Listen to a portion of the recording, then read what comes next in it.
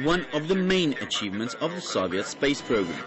19 years ago, the Baikonur ground shook as the Buran, the Russian version of the US space shuttle, made its first flight. But unlike its Western counterpart, it saw the stars in outer space just once. Magomed Talboyev was among those pilots that tested this aircraft in the atmosphere. He is still fascinated by it today. It was something magnificent. It was a rocket and a plane at the same time.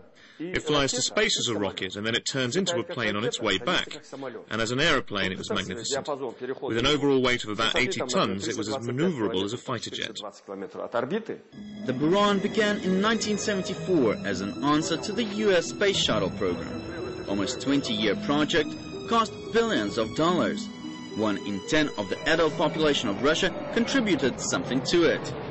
Yuri Semyonov, as a general constructor of the Buran-Energia project, remembers how massive it all was. The Buran-Energia project required a massive cooperation of over 1,200 various organizations from all over the former USSR. Various parts were built in different places around the country, and then the complex was put together at the Baikonur Cosmodrome. In some aspects, the Buran was superior to the space shuttle. For instance, it could carry 30 tons into space, 5 more than the US spacecraft.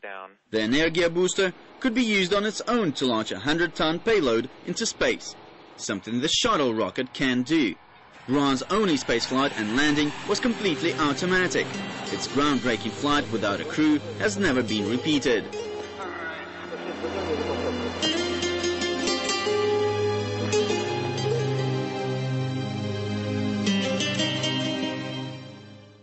Gennady was there to see Buran land, and is sorry the program was grounded forever.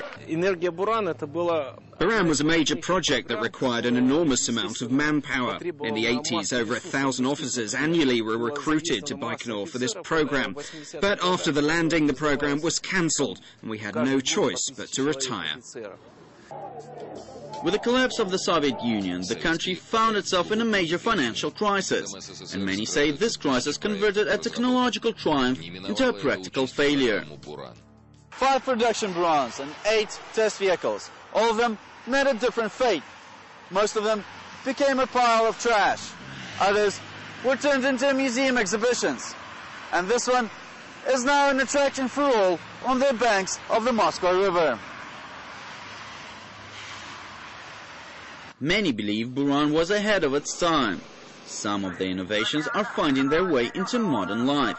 Now the Buran program has a lasting legacy. The US is planning to use a modified version of the Buran engines for a new space vehicle, Orion. It is expected to take the place of the space shuttle in the next decade. Mikhail Lebedev, Russia Today, Moscow.